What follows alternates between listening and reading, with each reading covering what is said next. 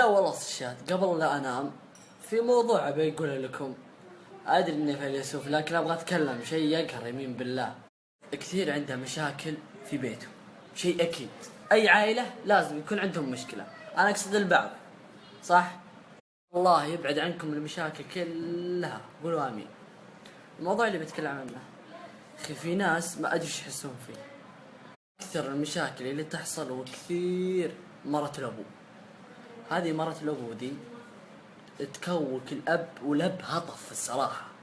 شخص قال ابوي تزوج على امي، طيب يلا ما فيها شيء، اصلا الشرح على الاربع، لكن اعدل بينهم يا كلب.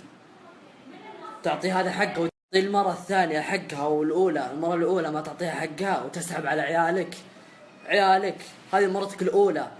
هذا حب الأول يعني شيء أكيد. يقول يا حموش أبوي يسفر إخواني اللي هو من أمه الثانية يطلعهم وحنا ساحب علينا، الله يلعن أمك. أقسم بالله والرجال هذا غني. في بعض الأغنياء إذا صاروا خلاص فلوسهم واجدة حطوا الحرة بالزواج، خلني أتزوج. عن أبوه غني يمين بالله يقول حموش ما يعطيني ولا ريال، وأنا شايف بعيوني إنه ما يعطي حقهم أبد، و24 ساعة مشاكل. يغبن إنه ما يطلعهم، ما يمشيهم، ساحب عليهم، ما يجيهم أبد البيت. أنا خبر اللي متزوج مرتين خبر يوم عنده مرته الأولى ويوم عند مرته الثانية، لازم يعطي كلهم حقهم، لكن هذا ساحب على مرته الأولى. يغبن كل سنة يسفرهم، مرته الثانية ما أدري ساحرته يعني ما أدري إيش السالفة. وكذا فجأة يجي يفصل ويدخل على مرته الأولى ويضربها ويهوشها كذا فجأة. ليش؟ ما أدري. طيب يا أخي دامك كذا أنت الله يلعنك طلق وارتاح ولا تعذب. يمين بالله معليش على الفصلة، لكن يمين بالله شيء يقهر لو أنا بداله يمين بالله لا يشها بقصر ومسكنهم في بيت الله لا يوريكم. هذا شو اسوي؟ المرأة مسكينة معلقة، لا هو بيجيها ولا هو بيتكي عند عياله. شو اسوي؟ انت بتتزوج ثنتين، خليك قده وخليك رجال. يعني مرتك الاولى اعطتها ذهب، عط مرتك الثانية ذهب، دي سفرتها دي سفرها. هذا الوجه كثير يحصل. خلاص شخص تزوج الثانية خلاص زهق من الأولى، خلاص جلست معها 3 سنين ما 10 سنين. أبغى حياة جديدة يا أخي، أبغى أتزوج واحدة ثانية، ويلا تزوج واحدة ثانية خلاص تعود. ثالثة فلوس، ترى الفلوس تسوي أي شيء، تسوي كل شيء.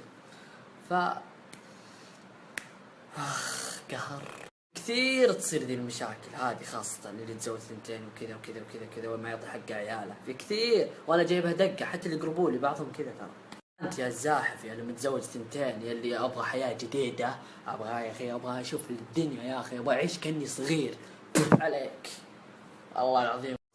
ما ترى عاد تزوج واحدة ثانية وثالثة ورابعة، لكن اعدل بينهم خلاص.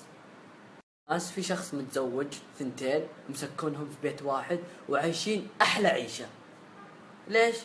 لأن الرجال طيب والمرأة طيبة، كلهم طيب. لكن كل هذا السالفة المرة الثانية حاقدة على الأولى. ليش تطلع دي وما تطلعني؟ ليش تشتري لها الذهب وما تشتري لي؟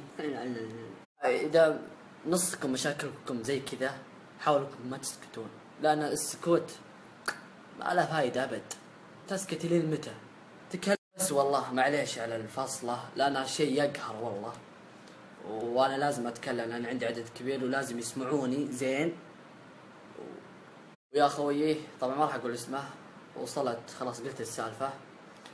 وتراهي الشيء الثاني تراهي دقة لبعضهم اللي يقربون لي. الله يبعد عنكم المشاكل إن شاء الله وبس. والله يسعدكم، تراني مواصل وإن شاء الله بنام. اللي عجبني بس دقيقة شيء واحد، إن أخوانه اللي من أبوه ما تغيروا وللحين يمشون مع بعض يروحون مع بعض، لأن أخوه خلاص مشاكل.